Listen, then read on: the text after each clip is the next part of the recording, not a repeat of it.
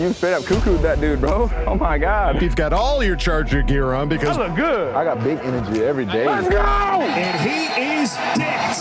Blind squirrel finds a nut every once in a while. That's right. You have to love what you're seeing on tape if you're a Chargers fan, especially for the future with Justin Herbert. On the move and throws and touchdown. Players, coaches, staff, fans, together we can create something truly special. Stay tuned for some good content.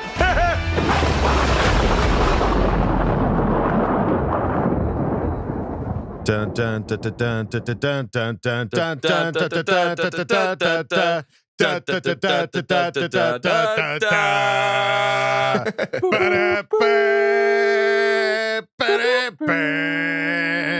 It's football week, folks. I thought you were about Shit, am I fired up? I thought Adam was about to announce his entrance into pro boxing or something. Yeah. Coming in. I was trying to think of a fun way to start the show, and that's what I landed on, folks. Well, It's you Rocky. blew its doors down, Wool Dog. Good job. That's right, folks. We are officially in week 1 of football. It's frickin' happening. Hallelujah. Holy shit. Where's the Tylenol? It's time for football, folks. Welcome back to the Charger Chat. I'm your co-host, Wool Dog, sitting with my buddies, Kev, Hug, and Duggan. I'm so damn excited, guys. Let's do this. Absolutely. And Kyle, the coach, Duggan. So happy. Just Finally. so happy. Finally. It is that like thing where at the end of the football season, the start of the next football season seems so long. Yes. And it's such a drag. And we're just like counting down the days, waiting for it to get here. And we're finally in week 1, folks. It's finally happening. It's as close to Christmas morning for a grown man as you can get. You know, That's like right. Christmas morning for a kid, like once Christmas is over, you're like, oh my God, it's so far away till I get Christmas again. That's what it's like for grown men in football. That's and women, right. I guess. Grown Amen. adults for football. It's like, and it's finally here, and it's so exciting. And I've got my advent calendar all punched out. I'm ready to go. What do you pull out of your advent calendar? What toy do you get from the Chargers? There's like a challenge flag, a whistle, and then on game day, it's just a beer, and then we're ready to go. just a beer. mouthpiece, eye black. Yep. You'll be ready to go. Yeah. Oh man, folks. Yeah, you can hear it in our voices. We are super excited. Yeah, it's just that much more exciting because this entire offseason has just been one exciting piece after another, and we're still waiting to see the Chargers team that we all know and love, take the field to play an actual football game. And yeah, we want it all to come together, together. So lots to talk about this week, folks. Let's start it off talking about some of the roster pieces that got moved around. As you heard from us last week, you know, we were kind of grasping at straws as far as who we thought was going to make the team, who wasn't going to make the team. And even on our Friday episode, we were calling out names of guys that dropped off and then came back. So as it stands right now, we've got Brandon Faison back, Forrest Merrill back, Austin Prohl back, all of those guys on the practice squad. So that's exciting. This is a beefy practice squad. I know I said it last week, but there's some guys on here. It's exciting. If we have to dig into those reserves, I'm not feeling that bad about it. I feel like the only guy that we cut that really got re-signed or claimed was Tyron Johnson. Yep. Everyone else, if we wanted back, we could have brought back. So I don't know if that's a good thing or a bad thing, but I'm excited about it. Yeah. T. Billy and Cortez Broughton were the only guys that Broughton got went to the signed Chiefs. to That's other right. teams. But yeah, our practice squad, I know that because of COVID, they're allowing bigger practice squads. So it does feel beefier, I think, than normal anyways. But yeah, dude, there's still a lot of like talented guys that we saw play really well in the preseason. So really exciting to see these guys make it. And then they also announced the team captains, which you guys were we projected last week, and we were pretty dang close. we were It's pretty a dang big close. list. Yeah. There's a lot of captains. I didn't realize in high school and stuff, it's like 4 guys, 3 guys, and that's it. There's like half the team, I feel like, is a captain. Got 8. It's all the big guys and ones that we all kind of expected. Keenan Allen, Joey Bosa, Austin Eckler, Justin Herbert, Derwin James.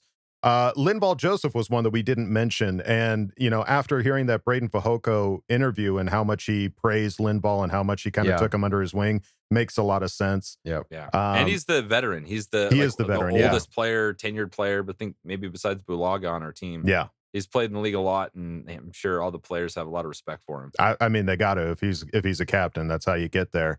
And then we all didn't think Corey Linsley would make it, but sure enough, there he is, sitting pretty as a captain. And then another one that wasn't on our radar, Ty Long, Our punter, making awesome. making the captain. So Like it.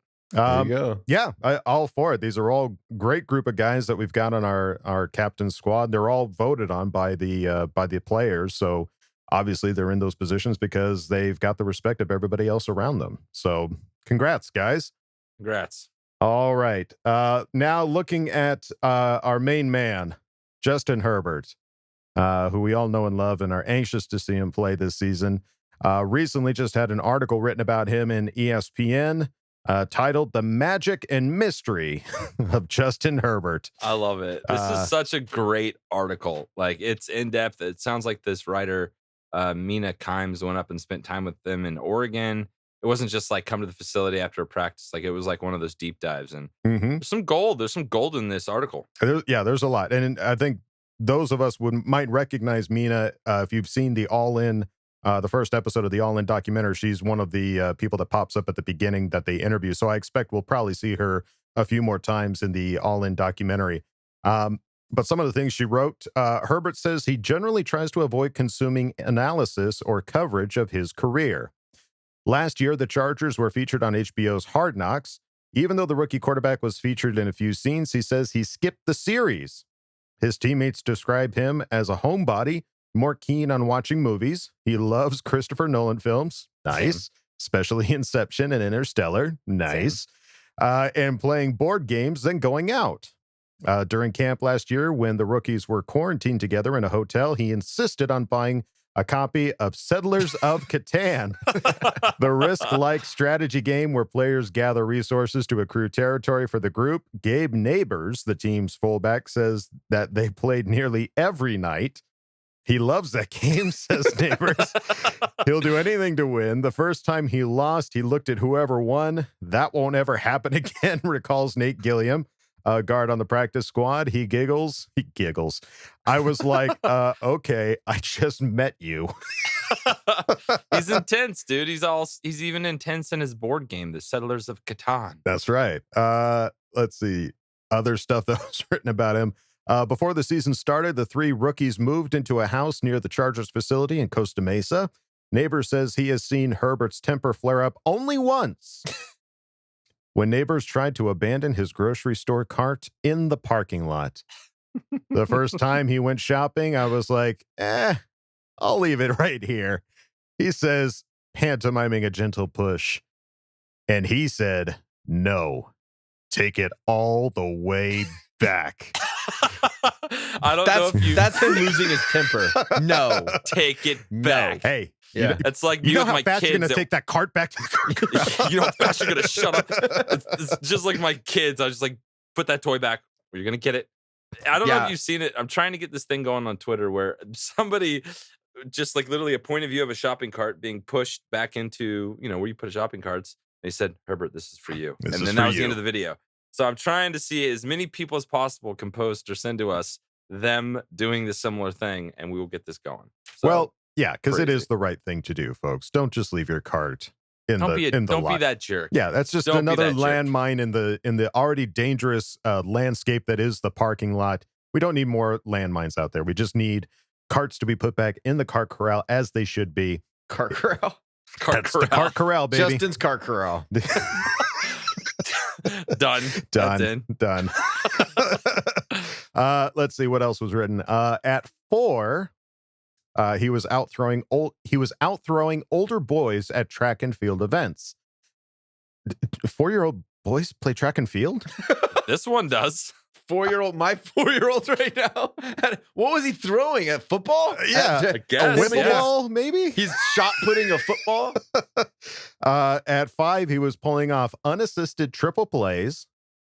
So 5 years old, that's not Little League. That's like T-ball, right? That's T-ball. Yeah. T-ball. Yeah. Okay. Dude, I have a son in T-ball right now. They can barely throw the ball. Yeah.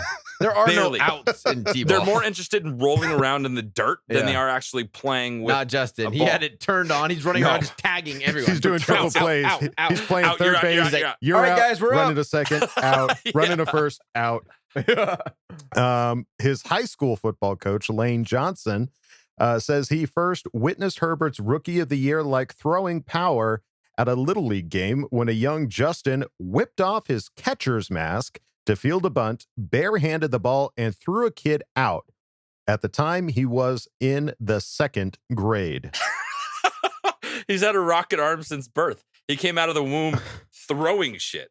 He came, Like, what? well, he That's came incredible. out wanting to play, wanting to compete. Like, obviously, that's in his go. blood. Yeah. Let's go. Let's see. Holly, Justin's mom, says she has only one memory of ever getting a call about Herbert's behavior when a teacher phoned her to ask if she could get him to go easier on the kids at recess. Wow. What were they? Does it have her answer? Her answer? Hell no. Yeah. No. My son is a Nope. winner, and he The wins. Herberts are winners. All those kids sound like losers. Right. They'll rise. Right. They're all the kids on the playground are crying. And Justin's like, yeah. I'm sure they were playing dodgeball and he took a couple Yeah. kids out. That probably felt pretty good. His kids' arms in slings and crutches. What Just happened to you? everyone crying.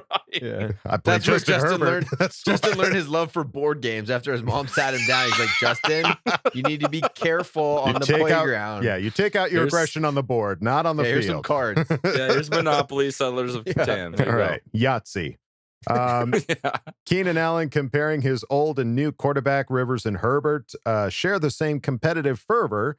It just manifests itself in different ways. During the Chargers' losing streak last year, he says Herbert used to sit by himself at his locker for hours after games in full pads, eyes straight ahead. I had to tell him, Creepy. bro, let it go, says Allen. It ain't got nothing to do with you. Leave it out on the field. It's good to have a guy like that. You know he wants to win. But that's the thing. That's what's interesting. Like, bro, let it go. Like, that is what Keenan Allen is used to with the Chargers. Like, he's had so much defeat that we're gonna get easier about doing this. Justin's like, no, well, I want to feel all these things. This is real. We're gonna be better. So I have so much optimism hearing that last quote. For if I couldn't have had more, I have more for Justin Herbert. Well, there's also a sense of like he's still trying to prove himself as much as he says he's not. Like he's still trying to earn a spot in the NFL. He knows that people doubted him and were talking smack about him in the draft. Like he's still trying to prove himself. So yeah, he wants to win, but he's also nobody's perfect. Like, he wants to feel that like acceptance and like I'm a player in the NFL. Right. Yeah. So that was probably part of his frustration at those losses is he felt responsible and he wants to create his niche here in the NFL. It's just and that is a great thing to hear. The guy's competitive. He wants to win. You have to have that. And he doesn't ever let it get to him in the game. It seems like that's fine in the locker room, be pissed off. Right. But he never acts out of that frustration. It seems like in his decision making, or obviously getting any type of personal fouls or anything dumb like that, talking to officials. It doesn't ever overflow into that aspect of his game. What do you think in terms of, Phil was a roller coaster, it'd be like crazy. And then he'd be on the sideline like crazy. He's yelling at people on the sideline. What is the difference from your perspective on having this kind of up and down energy versus like straight flat line right down the middle? You always know what you're going to get. Well, I'd be curious what Phil was like in his first couple of years, like what his demeanor was, because I honestly don't remember what he was like in his rookie year. When I read this, it makes me think that like, okay, we don't have Phil anymore. Keenan's been around since 2013, something like that. And so he's had that experience. He's been with the team through those ups and downs, and Herbert hasn't necessarily been a part of that yet. Herbert's had his own ups and downs over at Oregon. But I think Keenan. But man, in college, you lose one game, your season's over. Yeah. Like that, and that's like what he's coming from. So he's just in the NFL, you become callous to it to a certain extent. Some of the losses, you're like, okay, fine, let's move on, let's move ahead. And he just hasn't had that yet. Right. Well, it's good that Keenan's there to remind him that, like, dude, it's like, it's okay. Like, you're Season's still not over. Yeah, you're balling out right now. So that's what's important. And I was speaking onto it more as like a positive than a negative. The Yeah, positive idea of like, you don't need to, like, you have this consistent quarterback play. Yeah. You're not like spending your time yelling at other guys or doing Right, any of yeah. that. I'm thinking it is a major positive. Not that anything Phil did was a negative, but like, you know, there's a more of an even killed. I just think kind it's of different. approach. You know, I don't know. I think Yeah. everyone's just Yeah. different, and like the way that they get like excited about the game and the way that they turn on their competitiveness, everyone's different. Phil, he needed that smack talk. He needed turn that. That up got him going. competitiveness. That got him going. Right. Yeah. I think Justin is more internal. Like he's competing with himself. I need to Yeah. be better than I am right now. And whereas Phil is like, come talk crap to me so I can prove you wrong type of guy. Yeah, got it. You know, it's just Yeah. a different type of competitiveness that people have. That's a good point. Yeah, it just made me wonder if that was something that came with time in the NFL. If Phil Right. started off anything even remotely close to Justin Yeah. Herbert's demeanor, I and don't- then as the game went on, But started getting a dude, little bit more yeah, comfortable, a little more lippy. I think I don't so. think I don't think Herbert's going to turn into. I get No. where you're going with this. I Yeah. don't think Herbert's turning into that whatsoever. I But think he's gonna evolve. The guy's 22 years That's old. what I'm saying. Yeah, he's He's still a kid, man. He's got a Like, lot to grow into, and yeah. we get to see more of his his. personality. You know, when he came into the league, it was just like everybody said that he was the quiet guy that nobody would follow, and obviously that Right. ended up not being the case. yeah. So I think Correct. we still have an opportunity to learn more about Herbert, learn more about him as a person. You know, the Settlers of Catan Herbert, you know, that's competitive on board games. Like, I'm curious to see that personality come out on the field and what that ends up being. I think we got a little glimpse of it in his rookie season, but I think as his career goes on, we're going to see a lot more of like who the dude is. And Yeah. it seems awesome by all account. Everything that we've seen of this kid is just amazing. Yeah. Love him. So awesome article. Go check it out over on ESPN. Again, Mina Kimes wrote that article. It's a very sweet Thanks, piece. Mina. Thanks, Mina. Thank you. Thank you for that. And then a reminder, folks, as you can see, we've all got some Charger Chat swag on right now, and they're super ding dang comfortable, folks. And again, You guys matching? we We are are. matching. Oh, thanks for the memo, boys. Must have We missed said- that email. It just happened. We were on the same wavelength. So go to chargerchat.com, folks. Check out some of the merch that we have. Every time we see it posted on Twitter of people wearing it, it truly just makes our day. So cool. Yeah. It's so cool. And then also as a reminder, we have group chats, members only section on our page. And some of you have already joined those group chats. I keep seeing some of those messages pop up of people interacting on there. It's really awesome. Please feel free to head over there and sign up. We will start hitting up some of our members for fan focus interviews in the future. They're coming. And they're going to be coming hot and heavy, folks.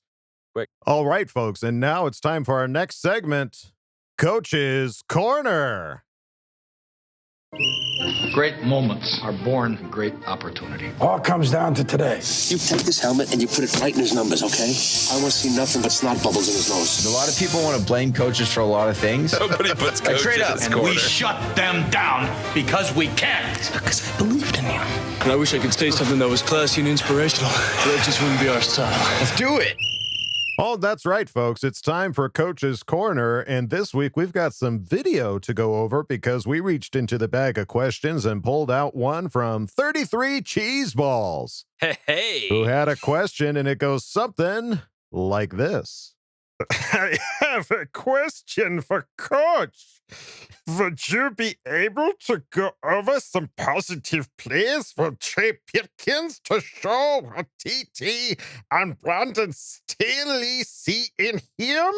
I know fans think he's the worst thing since dog shit on a toasty breakfast bagel because he's an overdrafted third-round bust.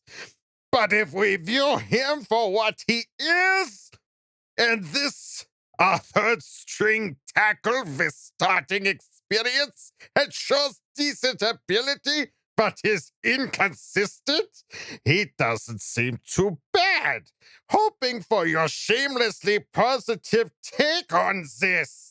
Hey, Chihuahua. What a challenge, 33 cheese balls. You're calling out our shameless Yeah. positivity. I love It it. is because I do feel like we have not been shamelessly positive No. about our boy Trey Pipkins at all. No. We've gone I wouldn't past call him that. our boy. I'd call him a boy.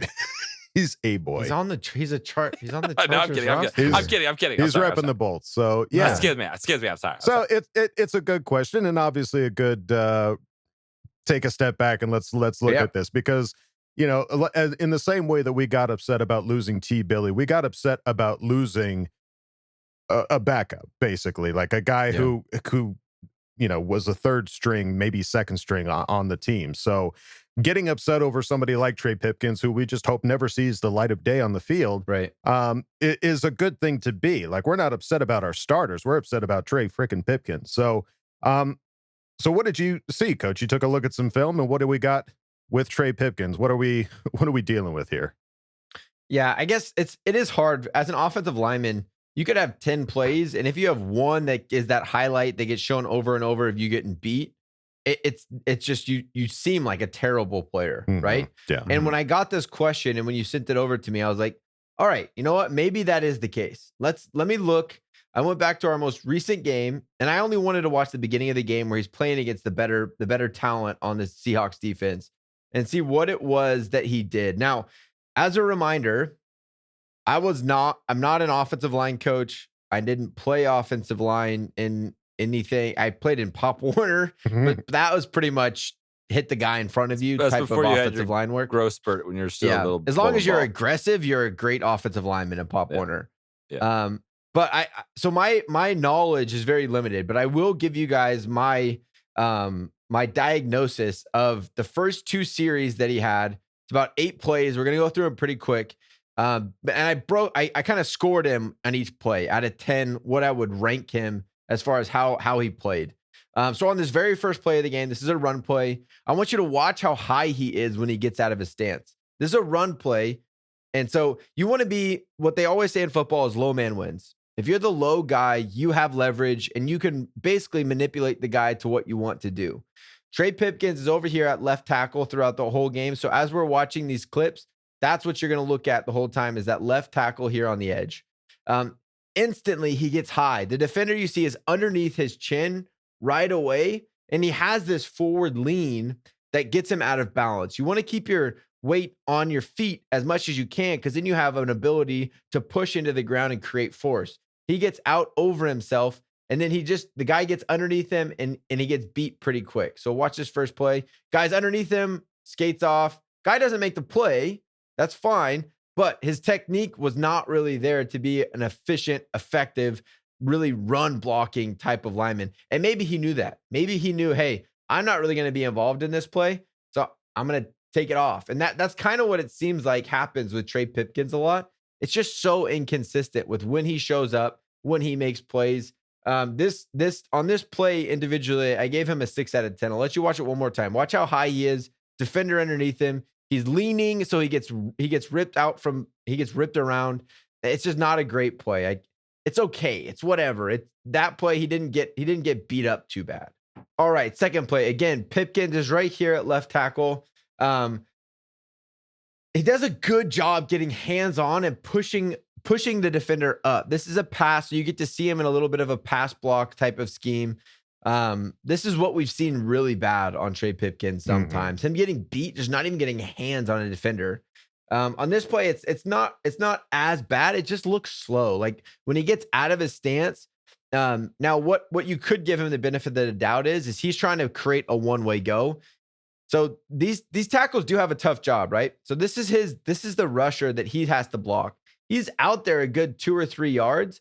So his set, if he sets too deep right away, he's got an inside go. So he has to slow down a little bit on his pass drop. You always watch those linemen do those funny kickback drills. He can't just kick back right away or else he's going to get an inside go. So he forces this guy to come up high, and he does a pretty good job of getting hands on and pushing him up past the quarterback. I'll let you guys watch it here. I gave him an 8 out of 10, a B on this play, because he does a pretty good job. It just looks a little bit slow. Yeah, he does great. The ref comes in and stops. Yep. Yeah, did a great job. Delay a game. Perfect. Attaboy, Trey. Attaboy. Attaboy, Trey. Here it is. He again. didn't blow it. Yep. So he sets, pushes him up past the quarterback. That's not a bad job. Okay. That's an 8 out of 10, B, average type of thing. He was a little bit high still and leaned, but not a bad play overall. right here, you can see from the end zone view, right? If this guy is out here pretty good, if he just jumped back right away, you could see that inside release that he would have that would be pretty detrimental to us. So he's patient. He lets him commit to the outside, and then he gets hands on and pushes him up past the quarterback. I'll play it for you from this end zone view so you can see. Get hands on, push up, pass. Not a bad job in pass, bro. All right, so another run play here. So we're going to get a down block here from the tight end. You're going to see Trey, which actually surprised me with his little burst he has on this pull. So he's pulling out behind. It's almost like a cross block with the tight end. He's going to come down. He's going to pull out from behind. And it's actually surprising quickness and gets hands on someone. Now, he's not involved in the play at all. It's a fake this way that Chase then is going to play action out of. But watching just his foot speed and quickness off the ball, this was actually pretty surprising for me watching Trey throughout the game. He does get outside, gets engaged, gets hands on. So that and all of what it is, it's backside of the play. He did a pretty good job. So I gave him an 8 out of 10 on that play. Okay, play number 4. And that last one I gave him an 8 out of 10 as well. So he had a 6 out of 10, 8 out of 10, 5 out of 10, 8 out of 10. It's just very up and down. Mm-hmm. Here we are at play 4. So this right here is a run play. He's supposed to combo block. So him and the guard here, they're responsible for these two guys. So they have to make sure that he gets to play side and gets him blocked off. So he's going to come down and get help. And then he's supposed to flip his eyes up to linebacker and get to here because no one else is blocking him. So it's these two on these two. Now, as I roll the film, you'll see Trey gets really excited because this guy kind of stunts down on his own and he tries to put him in the ground and get a pancake. When in reality, he should have passed that off right away, flipped his head and gotten the block here. This guy ends up making the play. So on this play, I gave him a 5 out of 10 because I probably could have given him less because this is really bad. He got excited for potential pancake and we got a gain of 1 because he didn't get upfield to go make the play. Now that linebacker's unblocked, there's a gain of 1. Instead of him down blocking, perfect. He's gone. Flip your hips, get upfield, and get hands on that. If he had gotten hands on that linebacker at all, I think this could have been a really big run play for us. Watch if this guy is taken care of. Look at all this open field right here. All of this. This could have been a gain of 6, 7, 8. If he would have just gotten a chip on that linebacker at all. He doesn't. He gets so sucked into that down block that now it's a gain of 1 or 2. And we're taking a big hit to Josh Kelly, which we all know. It's not a very good thing for our running back to get hit hard. So that to me was his worst play of the 2 series that I looked at. All right, play 5. This is a good set and kept the defender in front. This is a pass. I gave him an 8 out of 10 here. Not a whole lot to watch, but it's decent. It's decent third string left tackle play. This is the pick that goes back for a touchdown. Not fun to watch. But Trey has a good little set. Keeps the guy engaged, gets hands on him. He had a strong base. Not a bad play for Trey. So I gave him an 8 out of 10. Obviously, not a great play for the Chargers. No. But you can't blame that on Trey. At least that's a shamelessly positive take. That interception touchdown, that was not Trey Pipkins' fault. That's pretty shamelessly positive. Good work, Kyle. All right. So this is series number 2. This is Easton Stick because Chase Daniel got hurt on that pick. I think his pride got hurt more than he physically got hurt. But anyways, this is series number 2, play number 1. Again, watch how high he gets out of his stance. So he's right here. This is him at left tackle. He's right here in the middle. Watch how high he gets out of his stance. He in his hands he's lazy because he's high. His hands get up into the face mask of the defender. And as we know, hands to the face is an instant penalty. Could have been called on this play. And that's all solved by Bish being the low man. If you're the low man, your hands aren't going to slip up into his face. So bad. His feet stop right away on contact and the defender slips off of him. That's the first thing you get taught in Pop Warner in youth football is you never stop your feet on contact. You always want to run through the man. It's almost like boxing. When you're punching, you don't punch and stop on contact. You want to punch through the guy. It's the same thing with blocking, tackling, running the ball. You want to run through the man. His feet stop right away and it allows the defender to slip off of him right away. So you'll see it right up here at the top of the screen. Contact, feet stop, he slips off, makes the tackle. Instead of he did a decent job getting to that backer, allowing him to come, but then instead of just running him to the sideline because he's a gigantic human being, he just kind of stops his feet and lets him slide off of him. I gave him a 5 out of 10 on that play as well. All right, this next play, he just gets beat as soon as he goes to punch and get hands on him, his feet completely stop, and the defender gets right up over the top of him. So this is a pass play. So again, we're watching right here. This is Trey Pipkins. He's going to get into a set, and as soon as he goes to punch, he reaches, and this defender is going to get over the top of him. This could have been really bad if Chase Daniel or if Easton wasn't already scared of his line and checked down really quick. But as you watch the play, watch how he just gets beat as soon as he goes to punch with his hand. So he goes to punch, and then he's already around the top of him. It's just his feet stop. They get cemented in the ground instead of punching and still keeping on his track. His feet stop. I gave him another 5 out of 10. Obviously, he didn't give up a sack there. So as the casual viewer, it doesn't look bad, but he definitely got beat on his technique. Okay, so final play that we're going to look at today. So right here, these two always work together. So you'll see them communicating and talking on who's coming, because you see this linebacker walk up. As soon as that happens, they're talking. I got this, you got that, I got this. So Who's as the soon other as guy? What's that? Do you know who the other guy is? I don't know who the left tackle is Just right here. curious. It will be Filer on Sunday. Yeah, I don't know who it was in this game, but they are in communication here. So he is dropping. Now, this would logically be his man, the outside guy, right? But if they run any type of stunt, he has to be able to take away inside and then get back outside. I think he does a pretty good job here of taking away inside and still having the quickness to be able to get back out. And he gets hands on. I gave him an 8. Could have been a 9 out of 10 because this was a decent pass block. You'll watch. He's talking. The guard's looking at quarterback. Now they're talking. He stays inside, passes it, and gets back to the outside. That was good pass protection right there from Trey. And it's crazy. It's just inconsistent. To wrap all this up, that was the last play I was looking at. It's just inconsistent. He has some 8s and 9s, but then he has a 5 and a 6 out of 10. It's just so up and down with Trey. So they're just betting on those 8s and 9s becoming more consistent in his play.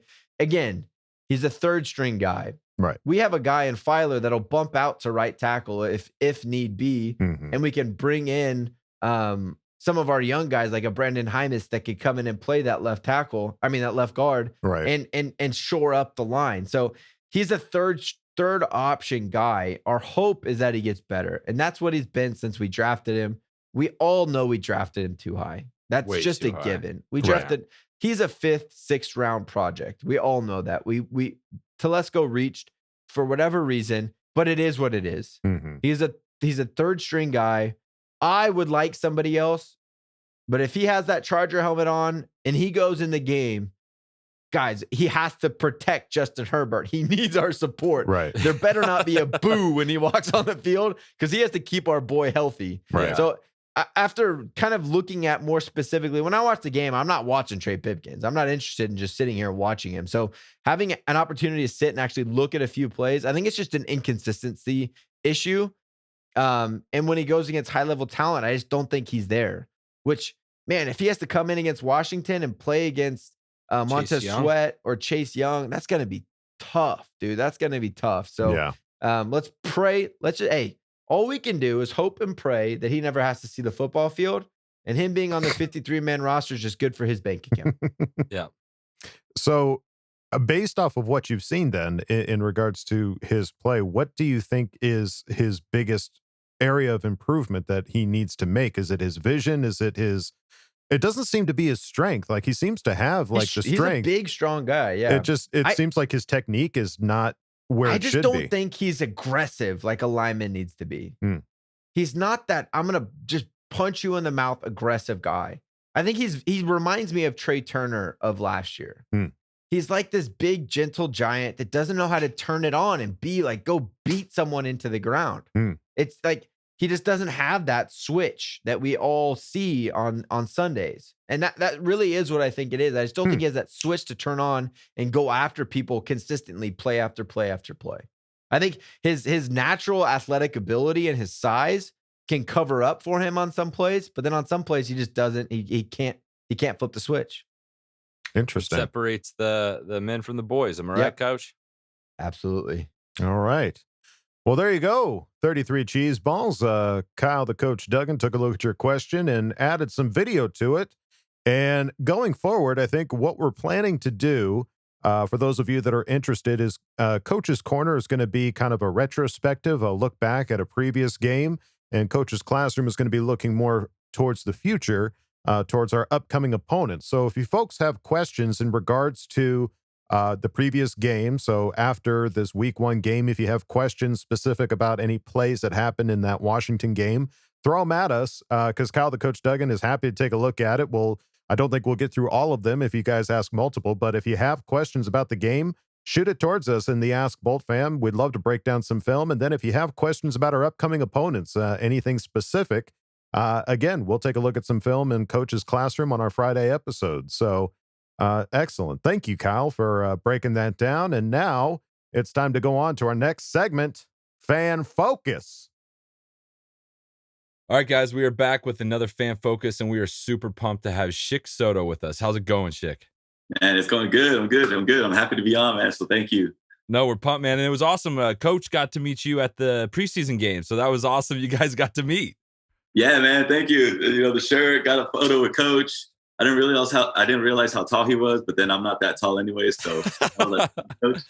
He's still my little brother. I got like a 1/4 of an inch on him. Just there we go. That's all you need. That's all you need, dude. So all right, cool, brother. Well, let's get into it. How'd you become a Charger fan? Man. So I grew up with my mom's, right? And she put me into a lot of sports, but she didn't watch sports. So I didn't really watch sports growing up. I just played them. Actually, I never played football growing up. It was more baseball and basketball, a little bit of golf. And once I got to high school, that's when I kind of decided to stop playing sports for school, just for fun, and focus on like education and other things. But my close friends, 3 of my brothers, they were big sports fans. So then they got me starting, they started getting me into watching sports, NBA, NFL. And one of them was a Bronco fan. One of them, Seattle fan. And the other one was a Charger fan, right?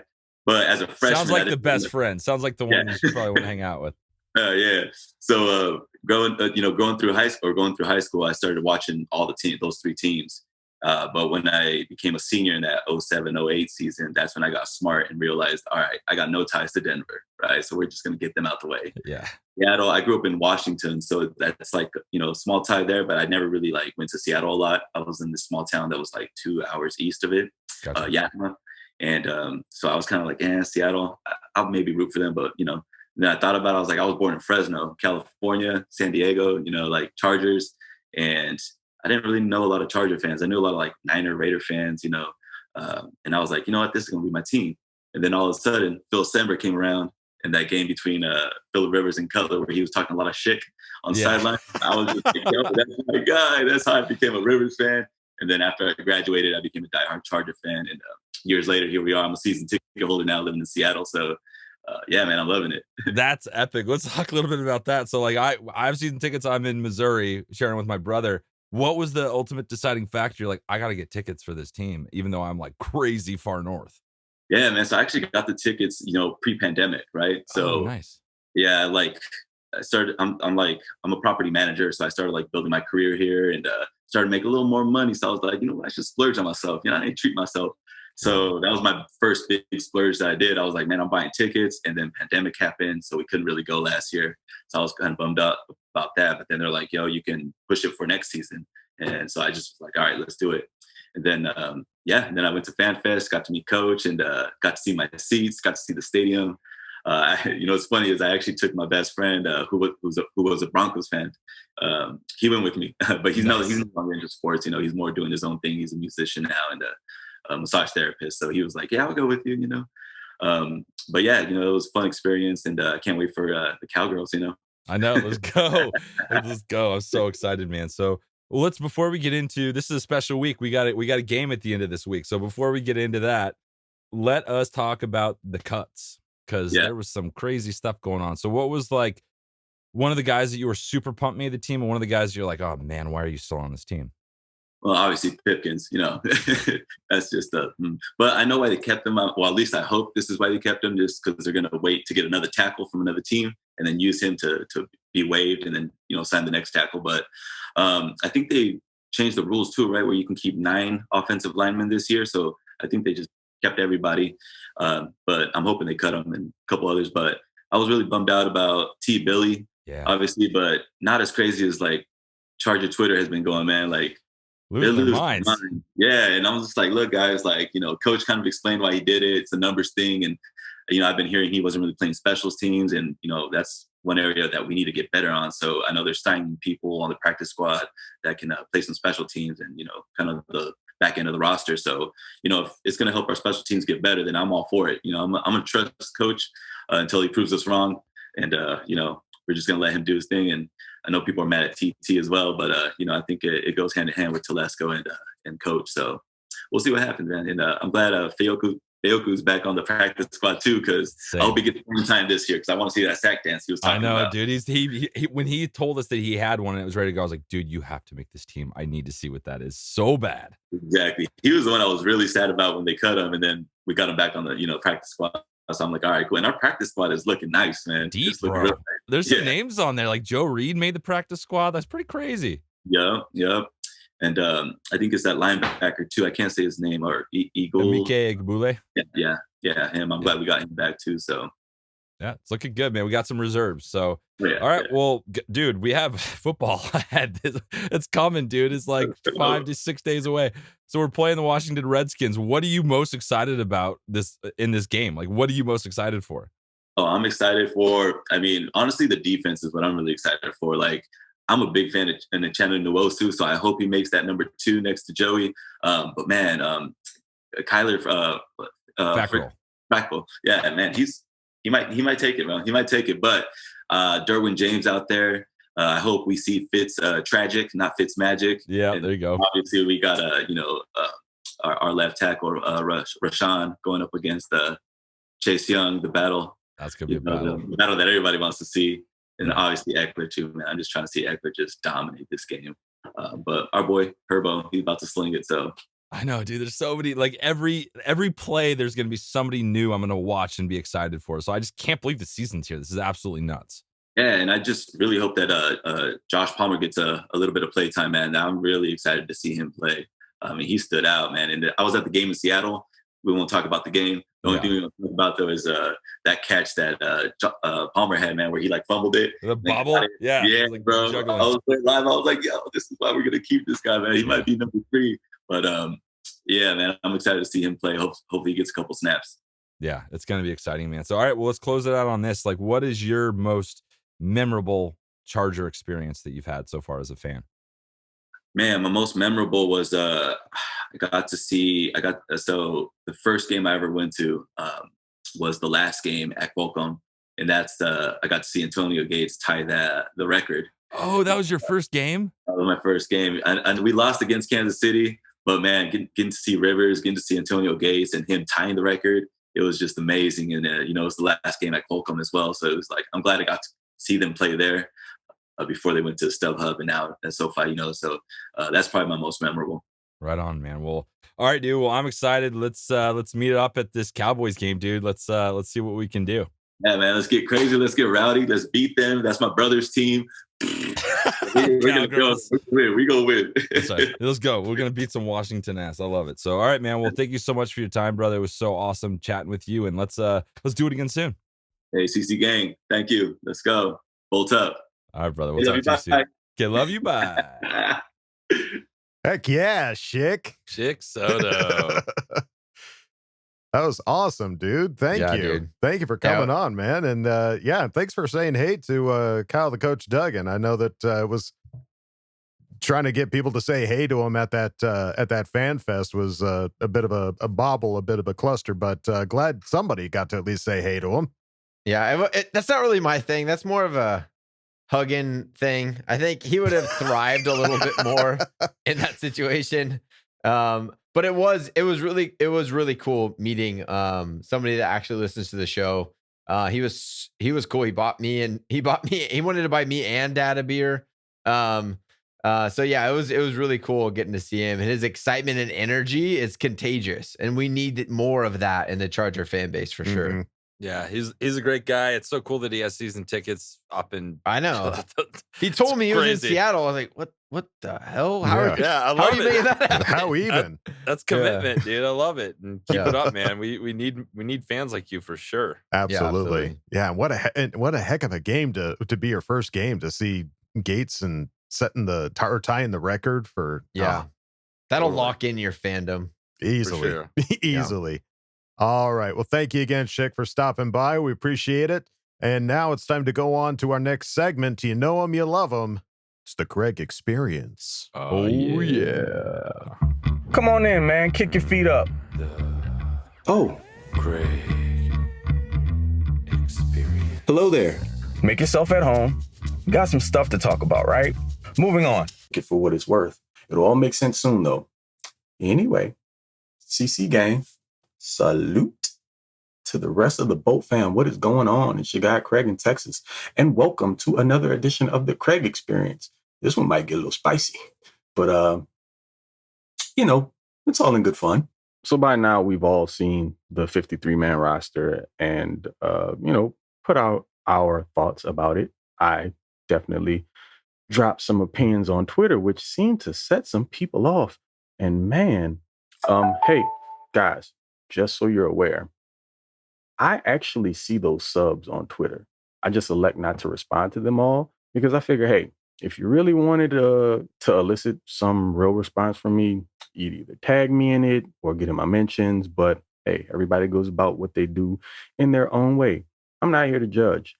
And again, who really has time to respond to all of that? But today, I got time, cuz. So yeah, the Trey Pipkins thing, we all know what the deal is with that. It seems like he's just a placeholder. If the nicest thing you can say about the kid is that he's depth, I mean, that's clearly not a ringing endorsement. When we're talking Jalen Guyton, look, y'all gonna stop telling me that Jalen Guyton is a better wide receiver than T. Billy. That's an out and out lie. A guy who can do one thing really well and a guy who can do the same thing really well, but also two other things better, makes that guy a little bit more valuable, in my opinion. Now, granted, I understand the rationale being that, some of the, back end of the roster guys, dudes that are in like spot 4 or 5 in the depth chart at their respective positions, need to have special teams value. Well, great. With that said, has anybody seen Jalen Guyton do anything great in the return game? Let's say he's better than Tyron Johnson in that regard. Cool. Somebody explain KJ Hill to me. What exactly does KJ Hill do well? If now we're accepting just being able to catch punts and kickoffs as, what we're looking for in the return game, then I think our standards have been set way too low. But, I digress. It seems to me that in the instance of just kind of finding someone to fill that position in more than just a basic way, that luckily we added Austin Prohl back to the practice squad. So maybe that means something. Hopefully it does. Joe Reed's back on there. So Willie, like you said, I may in fact need to rescind my ode to Joe. I'm going to hold off on making a new one because I don't know what the plan is for the dude yet. Hopefully he shows up and improves himself. But other than that, we'll see what... Wait a tick. I think we got something here. My sincerest apologies, Craig. We have some information here that we feel will prove useful. This should only take a second. Hello, all. This is Thomas Petty with the PNN, Petty News Network. And we're coming to you today with some information in reference to a statement that Craig made on Twitter that received some backlash. We believe this will help further substantiate his beliefs. It comes from an interview in 2020 from the Kaplan and Friends show with Matt Slauson and Danny Woodhead, former Chargers players. Now, I will preface this by saying, yes, Scott Kaplan is what would be considered a known hack and seems to hate everything Chargers related. But platform aside, let's take the information and apply it accordingly. Danny Woodhead states, and I quote, "In year 1, 2013, his first year, Mike McCoy, that first year, had all control. I was there the last 3 years also. It was almost like he wasn't allowed to have his fingerprint on it. it was like less and less each year. When asked who got more and more control, Danny replies, I know it wasn't the assistant coaches under him. Matt Slauson then chimes in. When I got there, they put me in a leadership role. Things needed to change, so they gave me the reins to do so. He continues, we had one particular player on the line that wasn't ready to play. There were a couple of guys that were far and away better than this player. I went to Mike and said, we got to make a change. He, Mike McCoy, said, Matt, I can't do it. My hands are tied. That decision comes from above me. As a point of reference, John Spanos was promoted to the president of football operations in 2015. There's no possible way those things could still be going on today, right? Back to you, Craig. Hey, thanks, Tom. Really appreciate that. Not a bad looking dude right there. But don't mind me. I'll just stay over here in my corner, coming to unfounded, irrational conclusions, and the rest of the world can just ignore tangible things that they can see and hear with their own eyes. Why should any of that matter? Yeah. On to more shamelessly positive things, though. It is game week. I am amped. I won't get into a whole lot of a breakdown. The guys are going to do that. I'm just going to tell you this. I think it's going to be a tightly contested game. It's going to be more of a defensive battle, which I'm anxious to see. And I'm sure that once all is said and done, we're going to be even more in love with this new Staley defense. And there are going to be some guys that really shine on the defense that maybe don't get a whole lot of burn or haven't in years past. And really looking forward to that. I'll give my prediction here later on, but as of right now, I don't think it's going to be like a shootout or anything along those lines. So kicking game could play a big part of it, though. So Tristan, Mr. Vizcaino, how are we pronouncing this? I need to learn it. Hope you're ready, man. They're going to take the training wheels off early. But guys, tell me who your standout player is going to be for week one. Give me a stat line. Do you think it's going to be somebody that, everyone sees or is anticipating as having a big game? Or do you think it's going to be a lesser talked about name? Let me know what you got. Anyway, everyone knows what it is. Bolt gang. Or do not bang. See you guys on Sunday. Okay? Love you. Bye. So we have a fifth Beatle, Thomas Petty. Wow, yeah, Thomas Petty enters the ring. Petty news. Petty news. Oh, that's so good. Wow. I will say, though, I've listened to that podcast because when I met Danny here in San Diego, he went to my church, so I hung out with him a little bit. And when he was starting a podcast with Slauson, my brother-in-law is a diehard Bears fan. No idea why. He was born and raised in San Diego. Got a big bear on his shoulder. I just let him go with it, and I support him. But Slauson came from Chicago. He was in Chicago before that, and he was like, "Oh my God, you guys got Slauson? You'd be pumped. Like, he's so good. He's a stud. He's a leader." I was so excited. And then so when I heard that Woodhead and Slauson were starting a podcast together because they both live in Nebraska, they're buddies. They just basically just lay into the Chargers on every episode. They are not pro Chargers. So when you get inside scoops, they're not holding back. Most guys from the NFL, they're not gonna, especially if they're in the league, they're not gonna talk crap about like ownership or leadership or coaches because they don't know if it's gonna come back to get them. Sure, yeah. These guys are long retired. They made their money. They're in a good position. They started a podcast to tell the truth. And so when you hear these things like what Craig brought up, you have to think about it. There's no like vendetta these guys have against the Chargers. They made their money. They went on to have careers after the fact. It's not like they got hurt because of bad coaching decisions or their career was stunted in any way. They just are telling the truth with what they experienced. So it does raise some questions as to like Pipkins was a 3rd round pick. They're not letting him. They're just not letting it go. They're not being the okay with we were wrong type of leadership. Yeah, it's not good to hear. Do you have any insight on what player they were talking about? I'm not going to give up any sources. Danny did talk about one guy when I knew him. You guys can go back and look at previous draft picks and try to assume. Honestly, though, you probably wouldn't assume. You wouldn't know who this guy was. From the outside looking in, us as fans, we wouldn't be like, oh yeah, that guy. So it was kind of a players only type of, hey, this guy needs to go. He's not ready. And the leadership was like, no, that's not going to happen.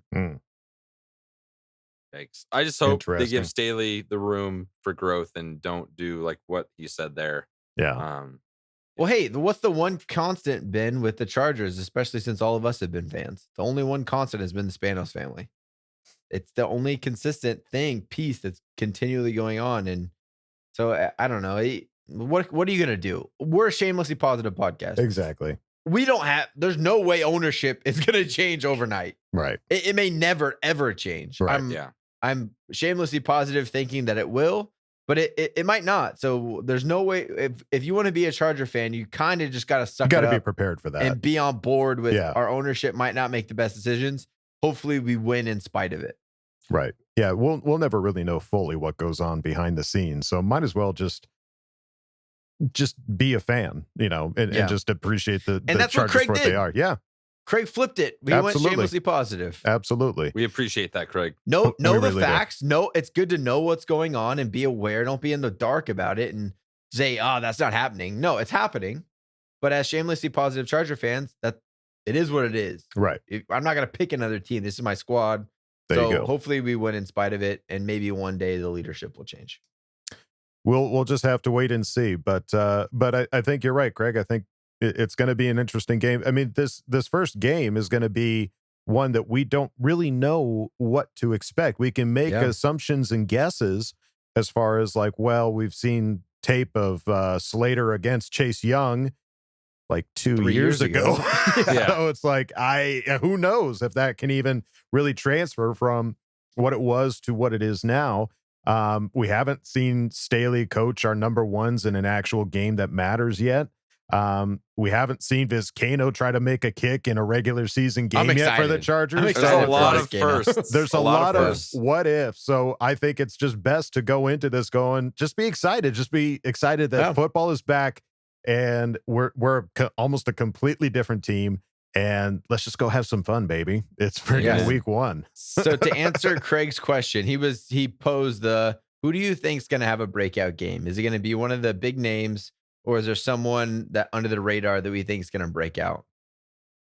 I think I want Rashawn Slater to keep Chase Young from any sacks. Mm-hmm. Okay. That's what I want. That's what I'm projecting. I sack-free game no sacks given up from Rashawn Slater. Because as of right now, Brian Bulaga is not like a guaranteed gonna start. And it would be Storm Norton starting for him if he doesn't we play. didn't Coach really has already come out and talk said about that yet. But he's on the watch. Bulaga's dealing with a hip flexor issue, and we're not sure if he's necessarily going to make it to week 1. He did say he looked good over the weekend. It sounds like he's just and he was in full pads today. Yeah, so I think no, today they didn't have pads. It's optimistic. He was a full participant. Yeah. It's optimistic, but something to keep an eye on. And we've talked about it before. Like, we just got to be, I don't know, the Bulaga thing I'm just nervous about because he doesn't ever seem to be truly healthy.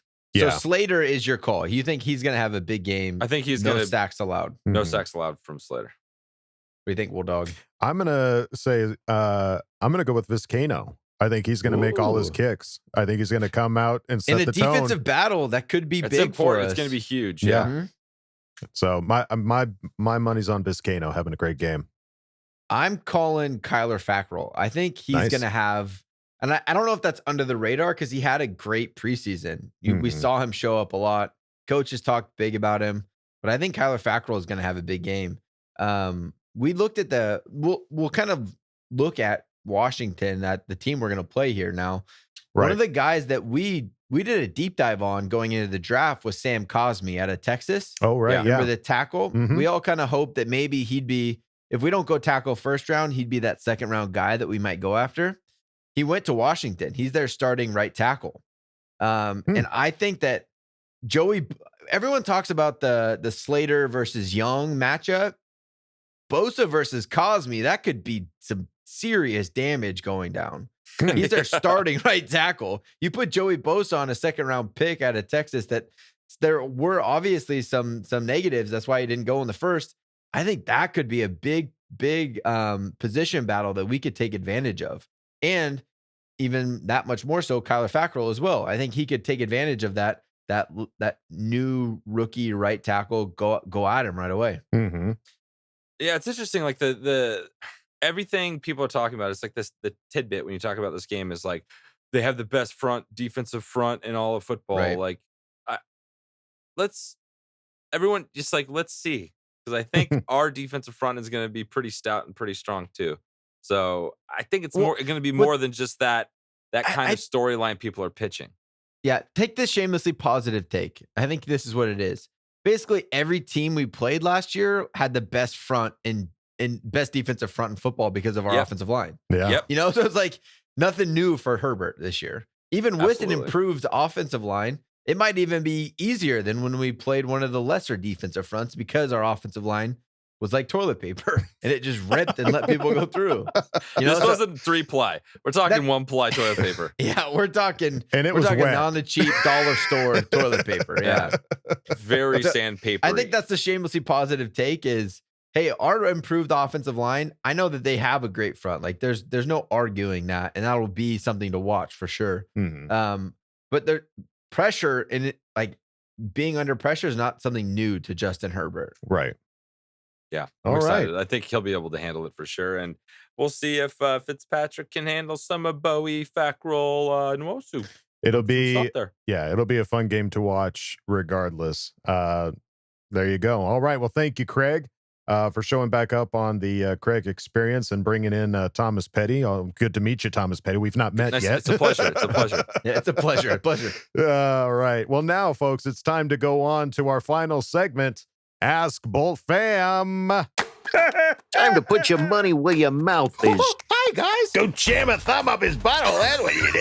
I wet myself in excitement. Oh, so hungry. Your thoughts are like totally appreciated. Catch you later, dude. Okay, love you, boy. All right, we start Ask Bolt Fam with an old favorite of ours, Coach Lago. Who asked the question? Bolt brethren. So yeah, man. I was just thinking about the Bolt history, man. Who's the biggest flop you can remember, man? And no, man, leave isn't an acceptable answer, man. How's about the steroid man himself, David Boston, man? So, who was so excited to have that man in Bolts, man? Damn it, man, all them muskies, man, and only one good season, man. What good, man. Scale love you, bye.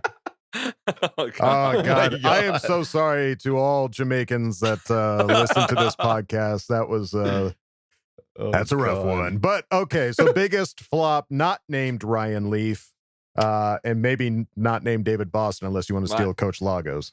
Mine's kind of more recent, and it sucks because I think he is a great player, and he's on another team right now, is Jason Verrett. He was supposed to be a stud for us and just couldn't get on. Couldn't get healthy, man. And Always that hurt. one was a bummer because he had a couple games where he was just shutting people down. Well, he had a Pro Bowl season. He had one Pro Bowl. Bowl. He did have a Pro Bowl season, yeah. And then he just never got back on the field again. And in my opinion, such a bummer. It makes it a bust. It's a bust. Yeah, he didn't get anybody a first round pick that doesn't get re-signed. It's a bust. I think you could classify as a bust. Mm-hmm. Yeah. And he was he a first round pick? Yeah. That's a big bust for me. That's a big bust. If I can't have Leaf, I'm gonna go. Leaf might be the NFL. That's the ultimate bust. He'll probably tell you that. He owns up to it for sure. Yeah. My biggest bust is Larry English. I don't remember. He was a first round pick, man. Linebacker, He was picked number 16 in the draft. We picked him we picked him. This was when AJ was just infatuated with small schools. there was something about like, oh no, I'm not gonna draft a guy from one of the best schools in the country. I'm gonna draft a pass rusher from Northern Illinois in the first round. And everyone was like, wait, well, I was like drafting Trey Pipkins in the first round. Like, what are you doing? I can relate to that. Yes. I understand if you like him, but I think we could have got him later. Mhm. Yeah. And he just never panned out. We didn't re-sign him. He went to the Buccaneers after us. Had kind of a short career. Just didn't do anything as a first round pick. I think that's where busts happen, like real busts happen in the first round. Round. I think Larry English was up there. Yeah. Boy, it's hard for me to pick a bust that's not named Ryan Leaf. To me, I would say as a personal bust is Melvin Gordon. I feel like that was a guy that, I mean, again, as a fan, we wanted him. Yeah, it was a huge character bust. We wanted him to win. We wanted him to be successful. And then we were so hyped when he got drafted. We were super hyped. Wisconsin setting record running back. Like, I remember me and Kevin watching the highlights of him, just like sending him back and forth that whole day when he got drafted. Yeah, it was awesome. So excited. It was the conversation was like, was it him or Gurley? Who's the better running back out of this draft class? And boy, he didn't really. I mean, that whole first year, he didn't get a touchdown his first year, his rookie season, didn't get a touchdown. His mom let him know, and his mom let him and everybody within 6 feet know that he didn't get a touchdown that rookie year. So, and then for him to leave the way that he did, it was just like, oh man, that's just salty all the way around. So, it's probably not the best answer, but I would say Melvin Gordon is probably the biggest bust for me. Good answer. I like it. Well, there you go, Coach Lago. Thanks for asking the question. We move on now to the glorious end. Who asked the question at the beginning? The glorious end at the beginning. Hey, fellas.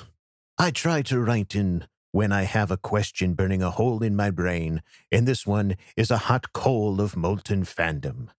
Anyone who has remotely followed the games can't help but notice how unforgivably bad Pipkins is at football.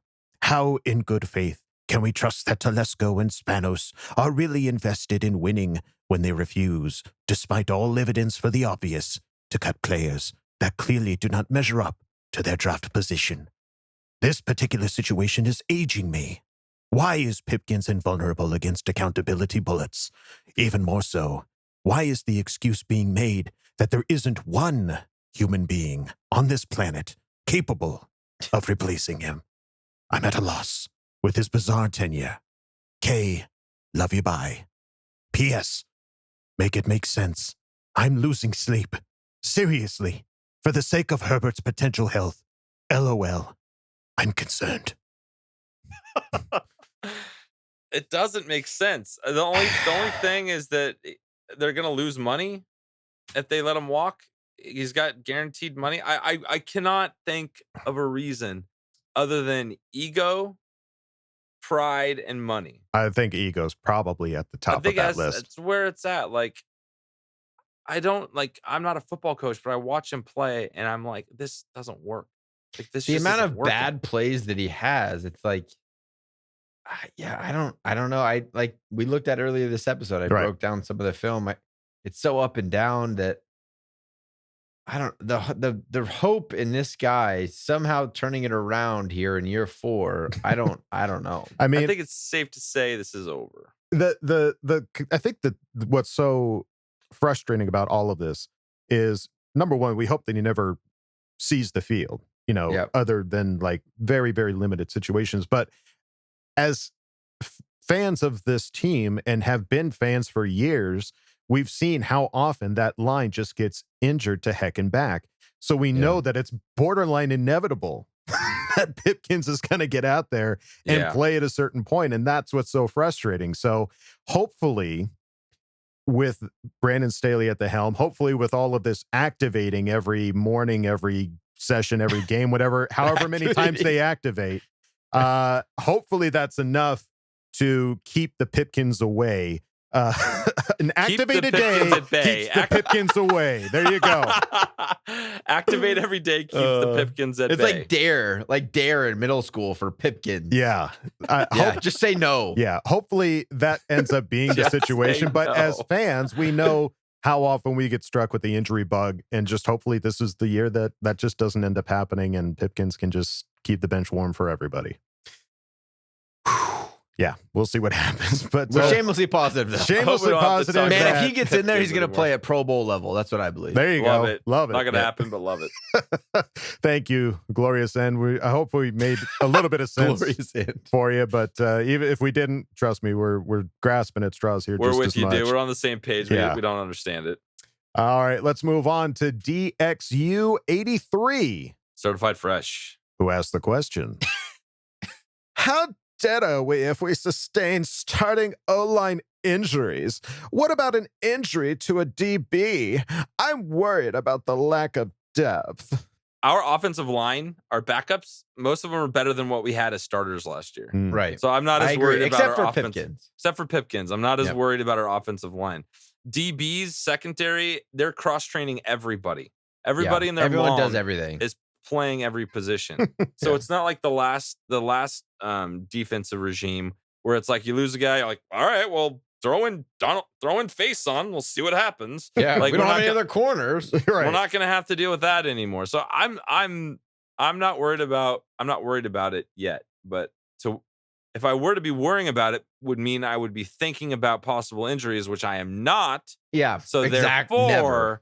Yeah. I'm not concerned with it at the moment. I also think that if you asked any fan of any team, they're always worried about depth. No team is like, oh, we got fucking studs loaded. You know, like I don't know why this guy's not starting. You know, like that's never the case. Yeah. So every team in the NFL, if they were that good, they wouldn't be a backup. Yeah. So exactly. it is what it is. You just have to have good coaches that can navigate around it. I mean, I remember as a coach, I had one guy go down. I coached at a high school when I was the head coach. It was a high school of about 150 kids.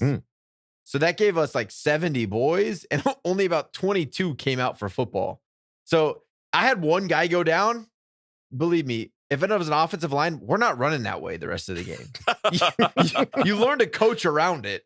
So it really does come down to if you have a game plan for all those what ifs. You know, if Trey Pipkins goes in, hopefully it's a lot of short passing game, running the other way, counters, quick passes. You know, like you just have to scheme differently. You don't go, hey, this is what we're going to do no matter who's in the game. Yeah. And hopefully our coaching staff this year is better equipped to do that. Competent and I enough think to they make are. that, yeah. They are much more equipped. The last year was we're going to run the ball no matter what, even if Trey Pipkins is in the game. We're going to run the ball and this and that. And we're going to run cover 3 no matter if our guy is more of a man guy. It doesn't matter. We're running cover 3. So we're better equipped to handle depth. But I don't think there's any fan in the NFL that says my team has depth. We're stacked. Yeah. Well, yeah. And it reminds me of the interview with Drew Tranquil that happened earlier in this year when they were talking about like him having to be teamed up against, freaking Tyreek Hill and how that just wasn't a good matchup. It sounds like at least this coaching staff is competent enough to see who's got strengths where and where to put that matchup and not just be like, nope, you're playing that position regardless, right, whether you like it or not, buddy. I bet money there's a Pipkins playbook. The Pipkins playbook has about 15 plays, and they all go to the right. Yeah, they all running away. Right. All going to the right. Pipkins right. Yeah. Yeah. So the Pipkins playbook strikes again.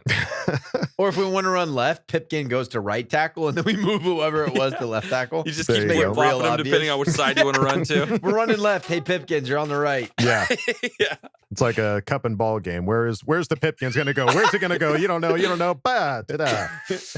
All right. DXU83, there you go. There's your answer to your question. Thanks for asking it. We move on now to Nate Purr, who asked the question. Did you see that hella spiral on Carr's throw? I mean, it went like 10 yards out of bounds, but it's so beautiful. Gotta take a leak, but I'll hold it because Gus Bradley will get us the ball back quick. This Staley guy hired a decent coaching staff and all, but oh damn it, I pissed myself again. what would the Chargers team look like if Dable was the hire? Did you think of that? Who knows what I'd do is these black Raider pants will hide the pee stain for sure. Oh wait! Herbert just scored on us again. Oh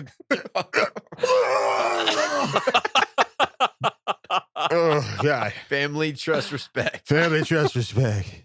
All right, sorry, God. that was a drunk Raider fan requested by Nate Purr. So there you go. They can piss their pants and no one will know the difference. There you go. No one will ever know. No one will know otherwise. All right. Well, this Twilight Zone universe where Dable is our coach. I mean, how do we even? Dable didn't get hired anywhere as a head coach, so he's still an offensive coordinator. At the Bills, I'll tell you this: all they're doing is throwing. Like you look in fantasy, I was doing a lot of fantasy prep, and everyone is saying, "Do not take the Buffalo Bills." Shut your fucking mouth. I didn't do a lot of fantasy prep on Chargers. I don't know if you ended up. With I tried. Adam took all of them. I took 2. Kyle took 1. And then somebody else took Mike Williams. Actually, no. And then somebody Kyle, else didn't you take Mike Williams too? No, I didn't. But we digress. But we digress. What I'm saying is the Buffalo. Kevin drafted Antonio Brown again. I did not. This is not true. This is not true. He's not a Raider anymore. He's not. I don't draft Raiders. Yeah, so he's not interested. But what I'm saying, shut the fuck up for a second. Just let me finish. The running backs at Buffalo are like everyone is staying away from them because they're throwing the amount that they're throwing is ungodly. It is unrealistic that is going to sustain. Josh Allen is the next Dan Fouts. He's going to have 8,000 yards the way they're throwing right now. Yeah, he's going to throw 4,000 times this year. That year. would be my guess. Come in if his arm doesn't fall off. Herbert would throw everything. There would be no run game. So that would be fun to watch, but I don't think it leads to a winning recipe? Consistent. Yeah, it's just not consistent enough. I don't think. Right. In the playoffs, you got to win every single week. So you have to be consistent with your performance. In the regular season, that's okay if you have one bad week because you only got to win 10, 11 games. Yeah, there you go. In the playoffs, you got to win every single week. So you got to have a formula that's consistent, not only dependent on one guy. Yeah, exactly. And I think from everything we've read about, because prior to us selecting Staley as the coach, we were reading up on all these guys, trying to figure out who they were, like what's their plan, what are they good at, and things like that. And Staley was a question mark because he rose up the ranks so quickly. Dable at least seemed to be that kind of had that old school mentality, which isn't a bad thing. Kneecaps kind of guy. Bite kneecaps kind of guy. But I think we saw that, I think, with Lynn. And I feel like if we would have hired Dable, we might have gotten some more of the similar stuff, maybe more competent coaching, or at least more competent, timeout calling, stuff like that, but still probably the same, same house, new coat of paint type situation. So I think with Staley, we're getting something completely different, something that we can all also buy into. I don't know that he would have that same type of relationship building that Staley has brought to this team, which seems to have been really successful. I think that's what's got a lot of the players bought into Staley. And I don't know that Dable would have necessarily brought that to this team. I think it would have been more old school football. But we don't know. Like, it's just me making an assumption. And thank God, because I don't want Dable at all. Yeah, we're all very pro Staley. So I'm excited. I love, and the staff that he put together, I don't know what kind of staff Dable would have put out who knows who we would have brought in. Yeah. We're all excited with what we got. I haven't even thought about, honestly, before this question, I haven't even thought about what Dable would have been. I forgot who she was. There you go, Nate Purr. Thanks for asking the question. We move on now to Justin Sabercool. Oh, yeah. Who asked the question? What's up, dudes? The season is upon us, and what are you most excited to see on Sunday with our new Staley-led team?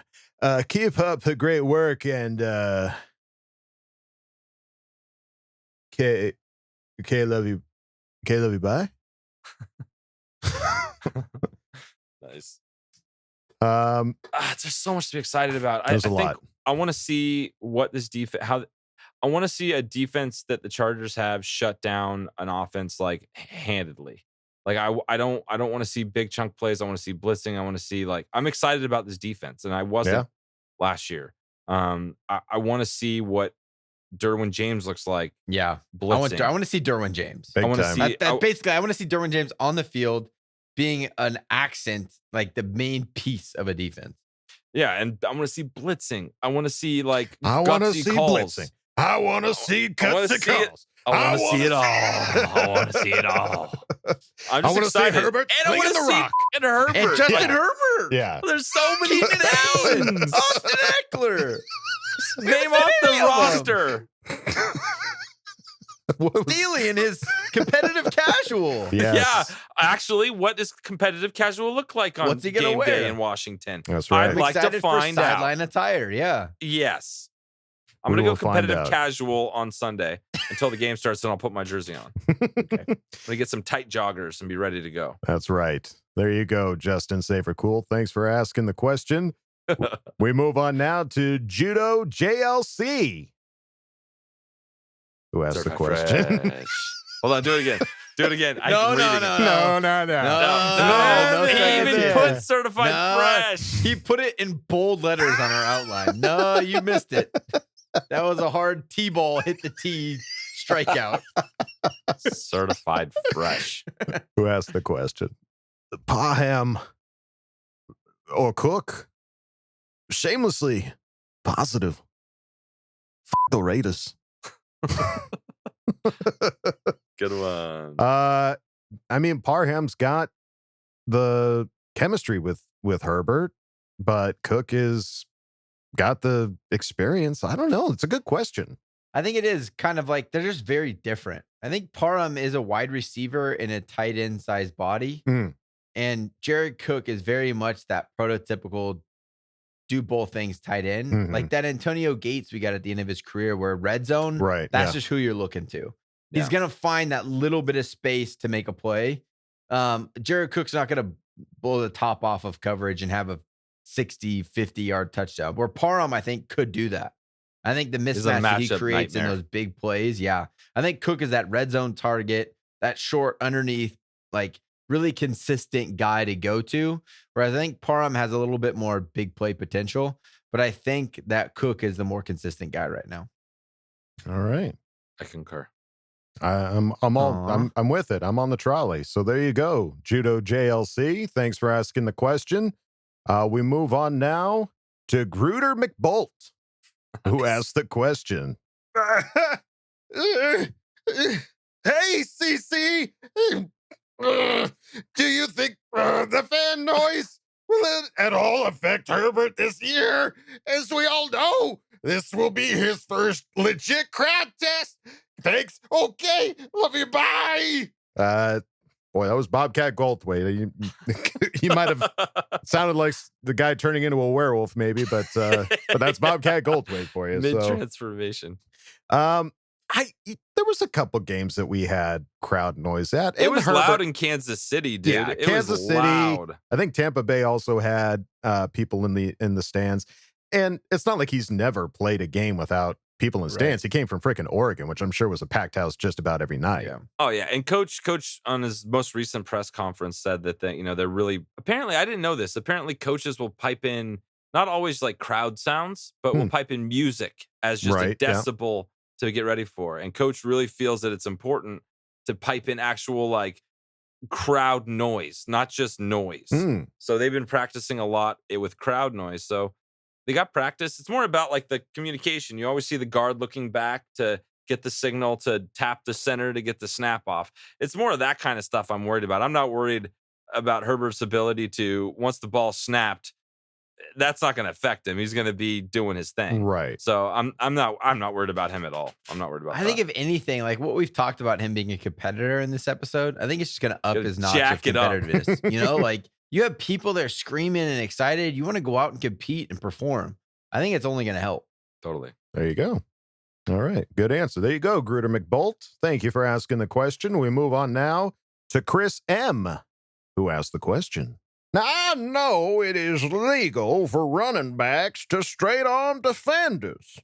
I'm wondering if it is also legal for quarterbacks to do the same. It would make my day to see Herbert flatten somebody with a straight arm as opposed to the KC defender he flattened last year with his shoulder. It would earn him some street cred around the league and on his team. Also make some fantastic highlight reels. Okay? Love you, bye. Yeah, dude. Is it stiff arms legal? all day. Hell yeah. Okay, I don't know. Yeah, you've never seen it, but Right. it's legal. Yeah. If anyone can do it, it's what was the name of the article? It's the magic and mystery of Justin Herbert's stiff arm. I love it. Lamar Jackson has been out there stiff arming people for sure. It Okay, fair happens, enough. but- Yeah, I mean, we didn't see it from Phil for sure. I don't know, So, dude. like, I'm No, not used to seeing it. Period. Baby Giraffe did not stiff arm anyone. Yeah. The street cred is a different kind of street cred from a stiff arm to literally knocking out an NFL linebacker. Like Dude, that lowered shoulder is not good for his tenure in the NFL, but it is great for street cred. he established street cred. He's got perma street cred. Yeah. Hey, Perma. cuckooed that dude. He straight up cuckooed cuckooed that dude. Yeah, he got perma Yep. street cred. Yeah, better to do it when he's younger and he can recover, as opposed to being like in his 30s and doing shit like that. Like, Can you imagine the amount of adrenaline that was going through that man's body in that game? Oh yeah, no, it was. He He didn't know he was going to play. He gets thrown in, just poof, Yeah. adrenaline, just shot. Right, just Jacked. ran through a He could've- wall. Yeah, he could have run through a wall for sure. Easy. All right, well there you go, Chris M. I didn't know the answer to that, but now we all do. So thank you for asking the question. We move on now to Blonded Surfer, who asked the question. So there I was in the middle of surfing this beauty of a tube when suddenly a dolphin knocked me clear off my board. Whoa! What just happened, dude? I made it back to shore, and the first thing that came to my mind was the motherfucking Las fucking Vegas fucking Raiders, baby. Right? Anyway, the question goes something like this. What do we think we get in return for Mike Williams, okay? It's clear as the Caribbean waters that we don't need a pure jump ball receiver in the NFL anymore. With the crazy amount of talent at wide receiver in the draft, why not take a third-round surfing pick for him and use that to draft somebody with a refined route tree? We already have Donnie 6'7" deep in your Parmesan Parham, so Mike Williams is expendable. To the waves I go, brothers, but not after I rip this fat bowl.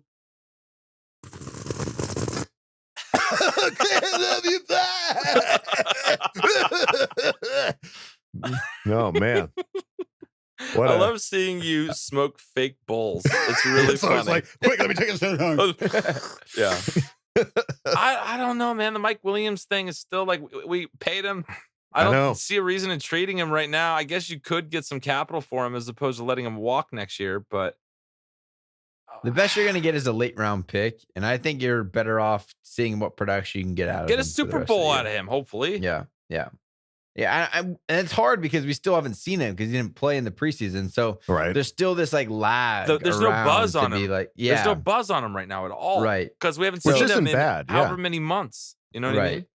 So we all have this idea in our mind of what Mike Williams does. Right. But that's what he did in the old offense. So like, let's just Right. let's be patient. Let us see. I don't see us moving Mike Williams. I think you're going to get a late round fifth round and later, if anything. And those are the picks where hopefully you're working on them. They're projects. Right. Which I would rather get 1 year of a guy that's going to be a contributor, potentially help our team.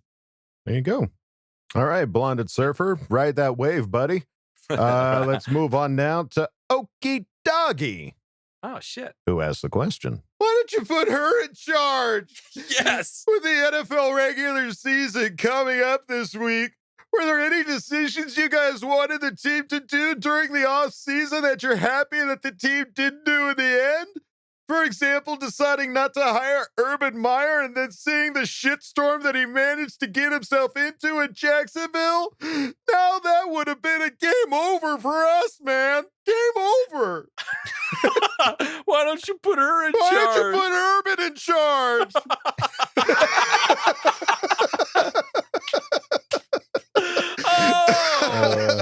That was good. Adam, I love you. That was Okay. good. Well, I think, Table.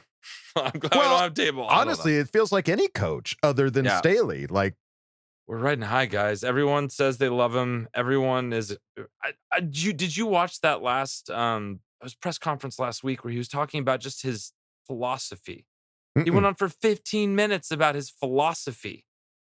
Like, the guy exudes confidence and just the way he wants to teach. Yeah. The way he wants people to buy in. He's teaching these players that they need to understand all the moving pieces on the board, so that way they, in turn, can be better at their jobs because they know what everyone else is doing. Right.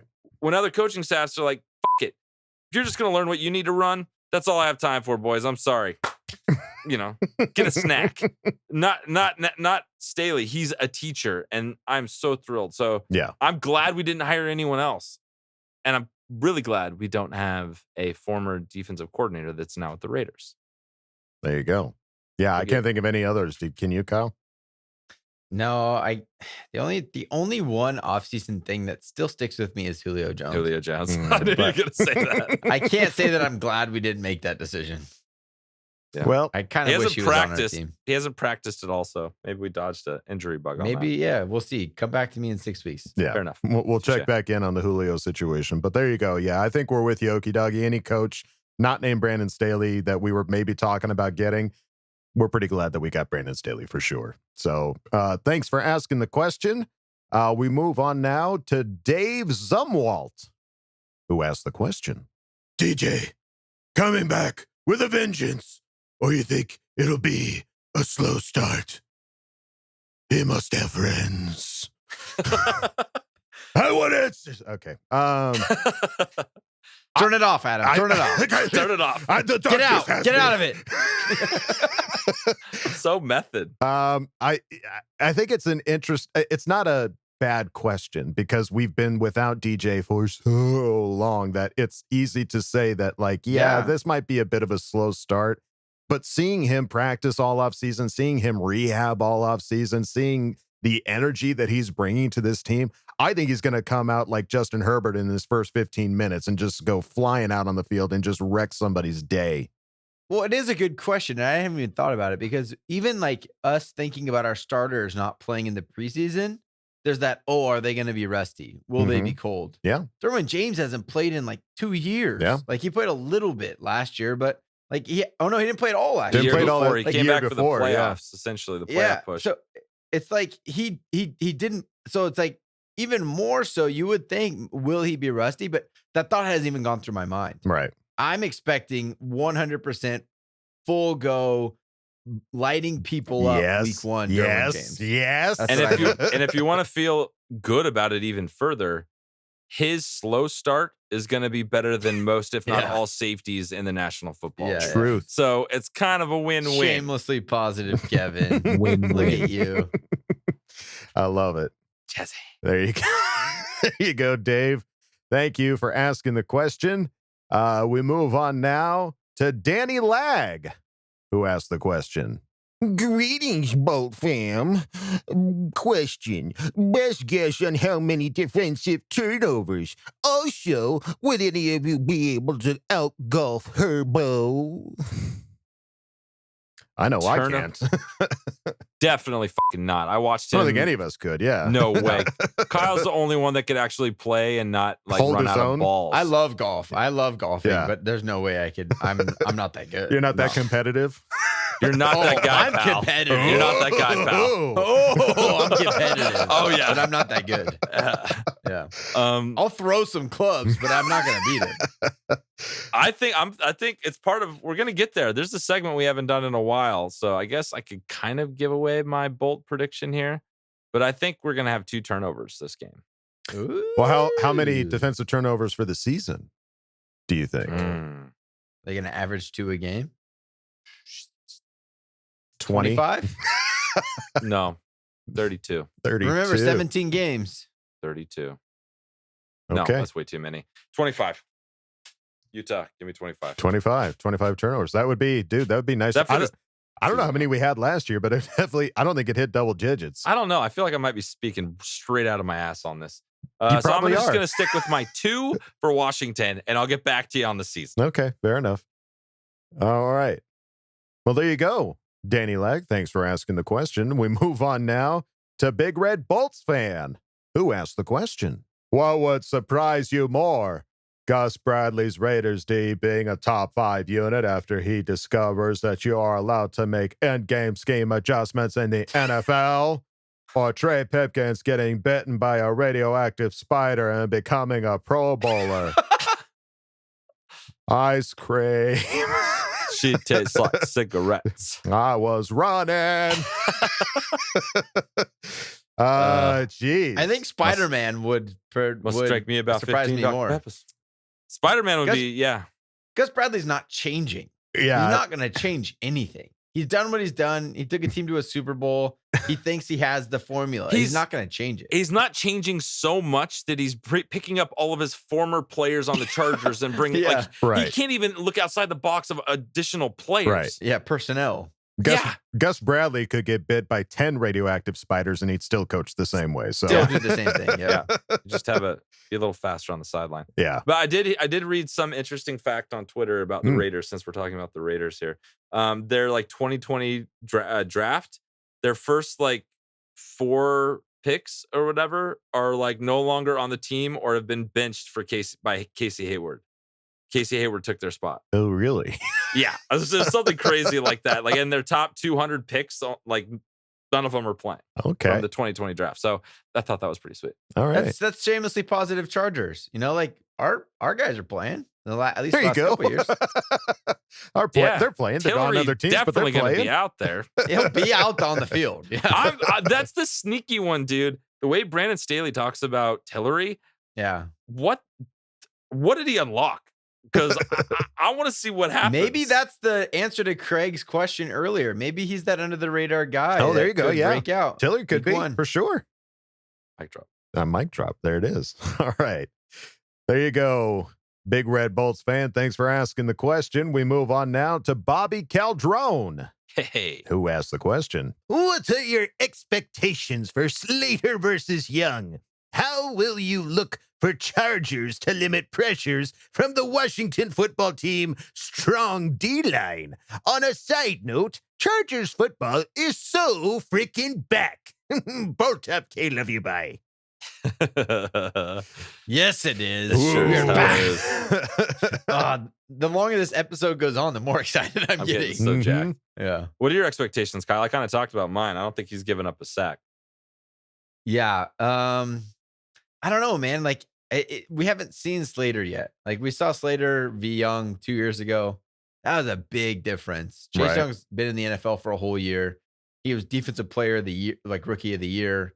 He's a big time enforcer in the NFL.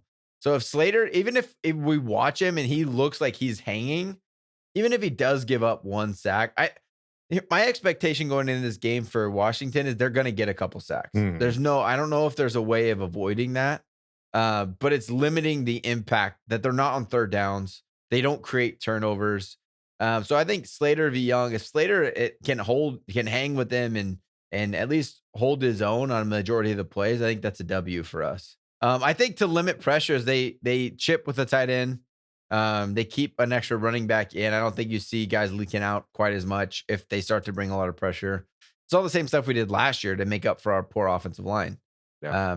All that stuff goes back into play against a really elite D-line. I'm just excited to see our offense too, because our offense has been so anemic the last 2 preseason games. We could barely move the ball. So I'm ready to move the ball. Ready to move it. And I think I like Slater to move it. I like to move it. You like to? Move it. Call and response. There you go. I didn't mean to cut you off. I felt the song in my heart and I had to. I already forgot what I was saying. It's fine. Let's continue. That was great. Very good. Okay. Well, there you go. Bobby Caldrone. Thanks for asking the question. We move on now to Amoni Bates, who asked Certified the question. Fresh. Oh, yeah. Certified Fresh. Yeah. Oh, you're ready for that one, aren't you? Who do you think will have the biggest impact at RB2? I'd love to see Joshua Kelly actually play, well, make improvements. Yeah. I think the biggest impact's going to be Roundtree, dude. I think it's going to be Roundtree. I really do too. Justin Jackson is still, if you look at the depth chart, he's still 2. I'm like, I saw him on the Chargers social media trotting out onto the field looking chipper as ever. So what do I know? I don't know what's happening. All I know is I saw Roundtree playing college here in Missouri, and I watched him play preseason, and I like what I saw. So I'm hoping he's going to be our RB2.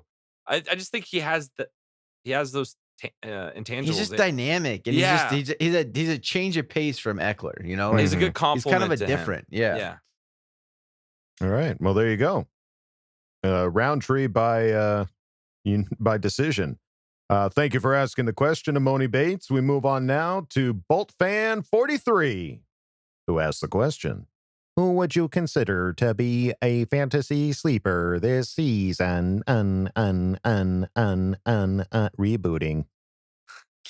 I'm the wrong person to ask because I play it, but I'm not good at it.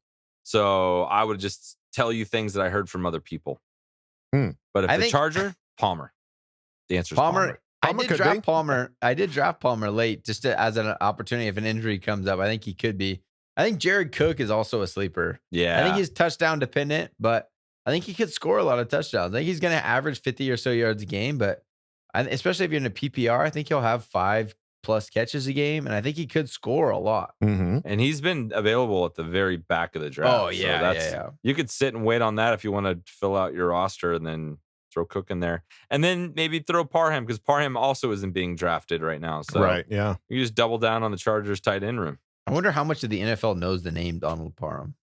They will soon find they will learn it. They're going to learn real quick. They're going to learn. They're going to learn at that.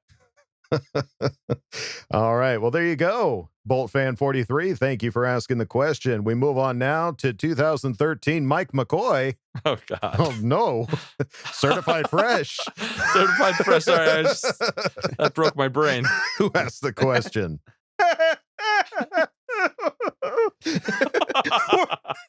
What are your biggest concerns heading into week 1?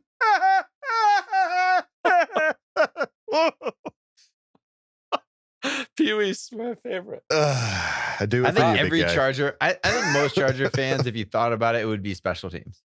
Sure, yeah. Kick coverage, punt coverage, yeah, return game. That's just the biggest question mark because we were so bad last year.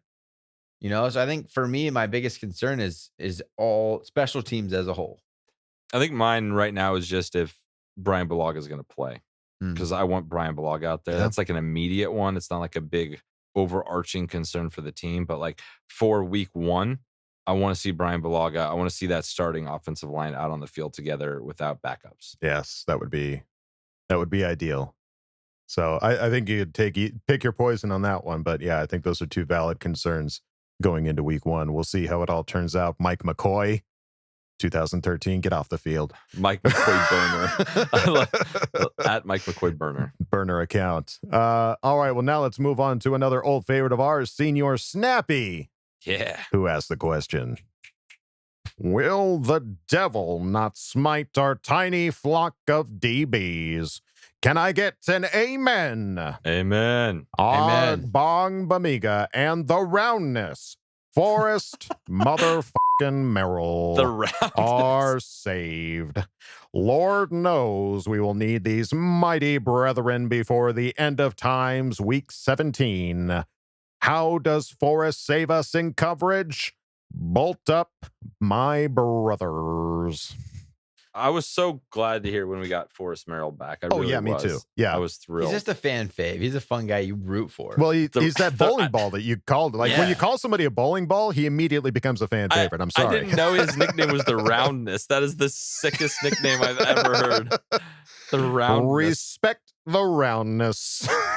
It's exciting. Well, like, you look at our practice squad. Those are guys that those are solid guys. There's so many guys on the cusp of making that team that a lot of like people in social media and like other podcasts, they had them projected on the roster that they made our practice squad. Right. So the depth, it's the remembering that we have a long season.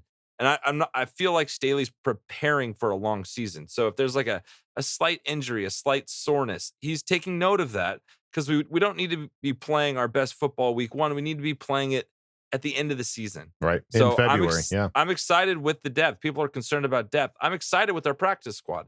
I'm excited about a lot of our position groups. So bring on the fucking roundness. Bring on the roundness. Thank you, Senior Snappy, for asking the question. We move on now to Z the King 1, who asked the question. Hey, boo-boo. What are you most excited to see next week? Realistic expectations. Ho, ho, ho. Hey, hey. Picnic baskets. I'm most excited to see Herbert's first touchdown of the 2021 season. I can't get behind that anymore. I'm excited. I'm excited to see Justin Herbert truck stick Chase Young. Ooh. Shit. No. So this year he's stepping up from linebacker to defensive end. Yeah. Okay. Edge. I like it. It. He's just got stronger in the offseason. He's gonna see the sack coming and just lower his shoulder. And then I don't want to see that off. at all, Kyle. I don't want to see that even a little. Yeah, you do. I kind of do a little bit. As long as he can promise me he wouldn't get hurt. He'll be healthy. He'll be fine. He'll be fine. He'll be okay. No, but yeah, Herbert all day long. Herbert, Derwin. Like, it's just ridiculous. Yeah. It's ridiculous. The players we have on this team that we haven't seen. It's like the Christmas analogy. The presents have been stuck in the closet. As kids, we know they're in there. Yeah. We know those are for us. Oh, yeah. But if we go in there, we're going to get in trouble. So we haven't seen them yet. Let's pull those presents out of the damn closet. Let's open them and let's have a good time. That's right. We got just a little less than a week, and we're gonna rip into those presents pretty hard. Rip that shit open. Let's go. There you go, Z the King 1. Thanks for asking the question. We move on now to Art Perez, who asked the question. Sup, fellas? Prediction on the Chargers' first game versus Washington. Well, get ready. We have a segment to coming wait for for bold you. predictions. Yeah, very soon. We don't want to jump the gun, Art Perez, but we're getting there. Hang on to the end of the episode. The long game. That's right. For all of you that caught up with us this offseason and weren't with us last season during actual games, we do at the end of each episode, we do bolt predictions where we will predict our scores and give you a hot take. So we'll get there toot sweet. That's right. Yeah, just sit tight. It's gonna happen. Hold on to your butts. That's right. We'll get right back on that, Art Perez, but thank you for asking the question. We move on now to Zach Whitaker, who asked the question. Sup, you handsome sons of bitches. Sup. If you had to choose one for our game this Sunday, which would it be? Over under 69 rush yards? Over under 69% third down conversion rate? Over under 69 rush allowed? Over under 69 offensive plays ran? I'll be your Huckleberry. I want the under 69 rushing yards allowed by our defense. That would be impressive. Yeah. Sick. That is, I think you'd win the game if you could do that. If you could make Fitzpatrick try and throw on our defense like that. If you make Fitzpatrick beat us and throw the ball a lot, I think we'll be in good shape. Yeah. No, it's going to be good. Or if we're over 69% on third down conversion rate. What about over 69 offensive plays? Yeah, that's a lot. I think that seems a bit excessive. This is a very sexy question. This is nice. all of the above. Nice. All right. Yeah, there's a lot to be excited about in this question. I'll take all the 69s. all of them. All the unders. Zach. I'm more of an under 69 right. guy. Under on defense, over on the offense, right? Yeah. Okay. Yeah. I just still digesting what you just said, Adam, but yep. No, but like I realized what he was implying with the question about 2/3 of the way through. Just a choice question, Zach Whitaker. Question. Thank you. Well Zach. done. Yeah. I applaud you. Out. Yeah. Just a good job, well thought out planned question. You got us. You got us. You got us to talk about 69s for about 2 minutes. Solid. Thank you, Zach, for asking the question. We move on now to shamelessly positive Ryan. All right. Who asked the question? With the start of the motherfucking season right around the motherfucking corner, what are your motherfucking end of season stat line motherfucking predictions for following motherfucking players? Motherfucking Herbert, motherfucking Eckler, motherfucking Keenan, a.k.a. motherfucking Slayer, motherfucking Bosa, motherfucking Derwin James, motherfucking Murray. Can't let me by. Oh my God. Sam Jackson. All right, let's fire through these. Stat lines for Oh God. Fuck. That's just hard. Well, just pick Eckler. Herbert. Herbert Breaking every record. Eckler breaking every record. Is this for the season breaking or every for record. our first game? The season. My prediction. Yeah, it's for the season. This is for the season. They're all Pro Bowlers. Yeah. That's my prediction. All Pro Bowlers? Yeah. They all have the potential to be. Herbert, Eck, Keenan, Bosa, Derwin James, and Kenneth Murray. I think they're all Pro Bowlers. That's my bold prediction. Let's flip it real quick and let's just do for this game. What do you think? Let's rotating system. Kyle, you take Herbert, then Eckler, and then I'll take Keenan, and we'll rotate around. Okay. For this game, what do you got? You start with Herbert. Herbert, 280 yards passing, 2 touchdowns, and no picks. Wow. Only 280 yards? It's a good defense. Good defense. Okay, fair enough. Fair enough. Eckler, I'm going to say 75 yards rushing and 75 receiving. Ooh. 1 touchdown. Hot. Yeah, Hot he gets 150 of your 280 yards. hot. I'm gonna go. Keenan's gonna go. He's gonna go for a 75 yards and a touchdown, and he's going to that's it. Okay. 75 yards and a touchdown for Keenan Allen. Bosa. All right. Bosa, I got a sack, a tackle for a loss, and 6 total tackles. Nice. Derwin James, interception. Duh. And actually, I'll just say pick 6. There you go. Pick 6. Ooh, I like it. Bold. Motherfucking Murray is going to have 9 tackles and 1 pass defended. Wow. Pass defended. I like it. Stat. I like it. I like it. Yeah. All right. There you go. He's going to bat a bitch out of the air. Sorry. Yeah. 9 tackles and he's going to bat a bitch out of the air. Is Kenneth Murray going to have to bat a bitch? All right. Yes. Yes. The answer is yes. Thank you. Shamelessly positive, Ryan. We move on now to Daniel Llewellyn. All right. All right. Who asked the question? All right. What's up, potato chips? KKK. So just wondering who the overachievers are this season. Can I get a prediction for an AFC and NFC team that talking heads be thinking are going to be playoff bound, but that you think are going to suck? Okay, later, dudes. Those donkeys. Oh God. But I'll just throw it out there because I've never liked the Pittsburgh Steelers, and I think this is the year where Big Ben just starts sucking it super hard. Everyone likes the Steelers. They're always a good team. I just don't think this is going to be a great year for them. Bold pick. I like it. Yeah. I'll agree with that. I think that they have some youth in positions that need, like, running back Najee Harris, rookie guy. And I think Big Ben's getting old. Big old time Ben. I think he's going to get hurt. It's going to be trouble. Old man Ben. And I got one for the AFC. I don't think the Chiefs are winning any divisions this year.